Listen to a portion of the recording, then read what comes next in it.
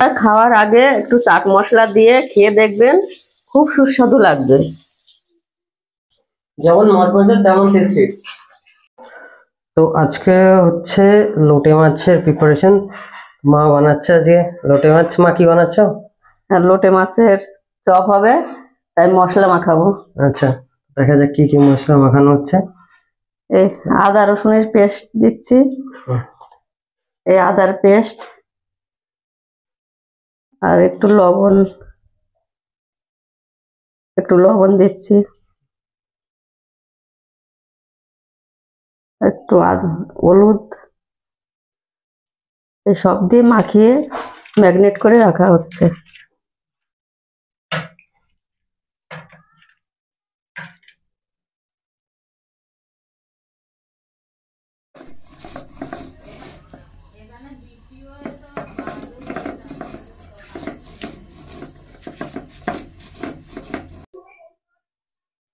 আমরা লোটে মাছের চপ করব।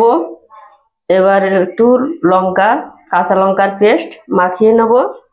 আপনারা চাইলে শুকনো লঙ্কার গুঁড়ো মাখাতে পারেন, কিন্তু কাঁচা লঙ্কা শরীরের পক্ষে খুবই ভালো। একটু কাঁচা লঙ্কা পেস্ট মাখিয়ে নেব।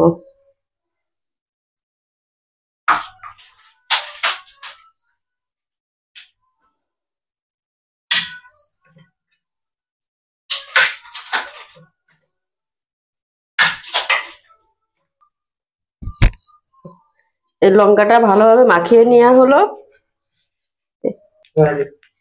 আমরা সুজি আর কর্নফ্লাওয়ার দিয়ে এই চপটা তৈরি করব, কিন্তু চপটা অন্য চপের থেকে আলাদা রকমের হবে। কারণ অন্য চপটাতে আমরা তো ব্যবহার করি বেসন, আমরা বেসনের জায়গায় ব্যবহার করছি। মা বানাচ্ছে কি দিয়ে? সুজি আর কর্নফ্লোর দিয়ে, যাতে মাছটা মচমচে হয়। একটু কর্নফ্লাওয়ার দিয়ে দেবো, কর্নফ্লোরটা মচমচে করার জন্য।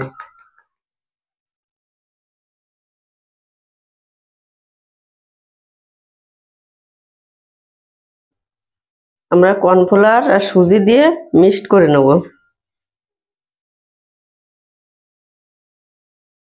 মিশিয়ে নিলে ভালো হবে।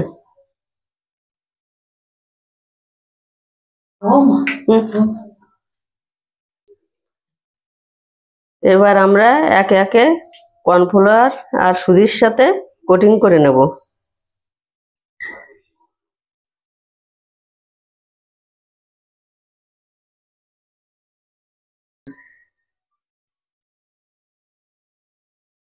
এই একে একে সুজি আর কর্নফ্লাওয়ারের সাথে ভালো করে চেপে লাগানো হবে, না হলে তেলের সাথে এটা লেগে যাবে। আচ্ছা, মানে যে কোটিং আছে মাছের, সেটা ভালো করে চেপে চেপে লাগাতে হবে, নাহলে ভাজার সময় যে কোটিংটা সেটা বেরিয়ে যাবে, ওটা আর ক্রিস্পি হবে না। সেই জন্য মা বলছে যে যখন আপনারা ভাজবেন, এটা তার আগে ভালো করে চেপে কোটিংটাকে বসাতে হবে মাছে।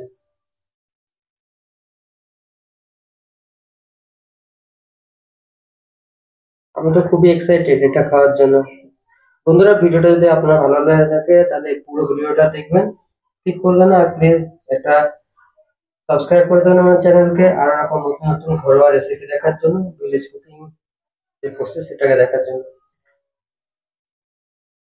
আর একটা তো লাইক হতেই পারে এত সুন্দর একটা রেসিপির জন্য।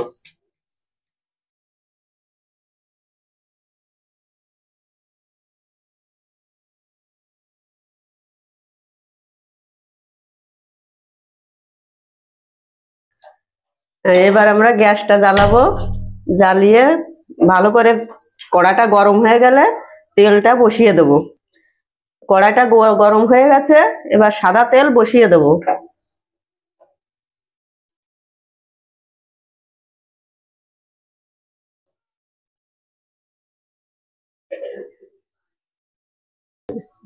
তেলটা গরম হতে হতে একসাথে মানে চপটা ভাজা কোটিং হয়ে যাবে।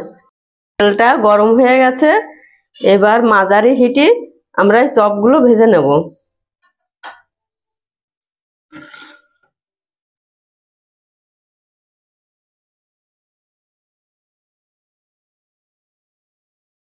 এবার চপগুলো এবার এক একে ছেড়ে ভেজে নেব।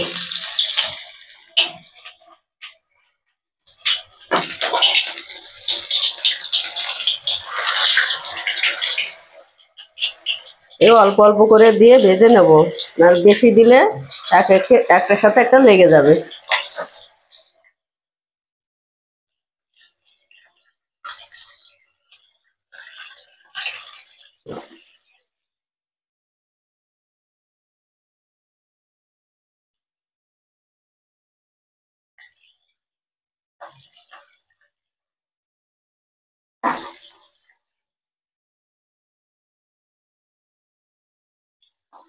এই গ্যাসটা সিমে দিয়ে ভাজলে এর ভিতরটা ভালো ভাজা ভাজা হবে, কাঁচা থাকবে না।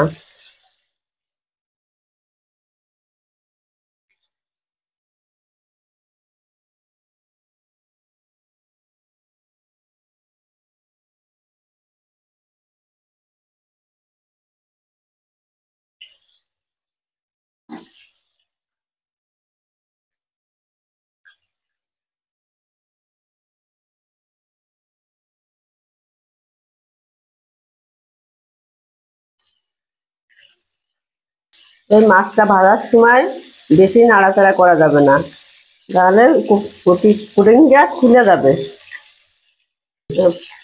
বন্ধুরা, এই মাছগুলোকে এরকমই লাল লাল করে ভেজে নিতে হবে, তাহলে খেতে খুব ভালো লাগবে।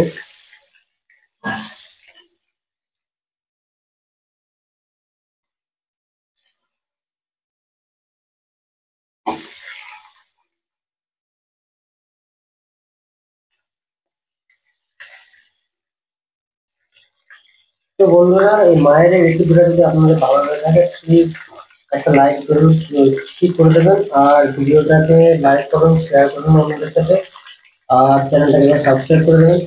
আর আশা করি আপনাদের ভিডিওটা ভালো লেগেছে। আপনি কমেন্ট করতে ভুলবেন না আপনাদের কেমন লাগলো। যদি ভালো লাগে সেটাও বলতে পারেন, যদি ভালো না লাগে সেটাও আপনারা জানাতে পারেন। আর আপনারা যদি মানে যে গ্রামে ভিলেজ কুকিং যদি আপনাদের ভালো লেগে থাকে, তাহলে প্লিজ আমাদের চ্যানেলটাকে সাবস্ক্রাইব করে রাখুন, কারণ আমরা যা রেসিপি শেয়ার করছি এগুলো তো ভিলেজ কুকিং করতে গেছে, ভিলেজ কুকিং ভিডিও আপনারা দেখতে পাবেন, যেটা ঘরোয়া পদ্ধতিতে গ্রামের রান্না যেটা সেটা আপনারা দেখতে পাবেন বাড়িতে। এই মাছগুলো লাল লাল করে ভাজা হয়ে গেছে,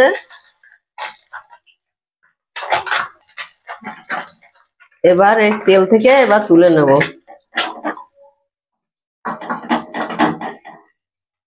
গরম গরম খেয়ে দেখবেন, খুবই ভালো লাগবে।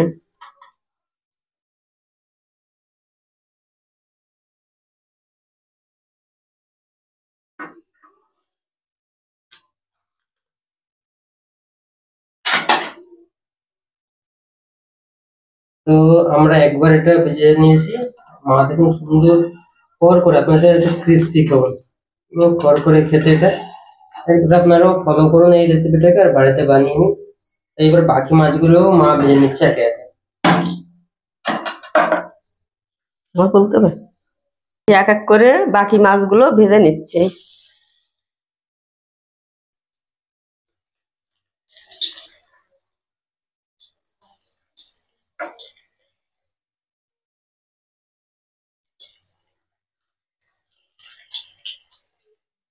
আর খাওয়ার আগে একটু চাট মশলা দিয়ে খেয়ে দেখবেন, খুব সুস্বাদু লাগবে।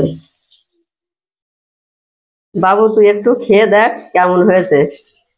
দেখি, মা বানিয়েছে, আগেও খেয়েছে, ভালো তো হওয়ার কথা।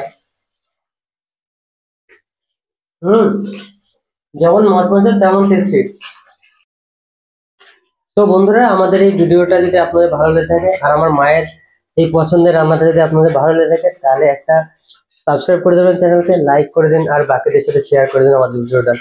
আর দেখতে থাকুন আমাদের নেক্সট ভিডিওটাকে।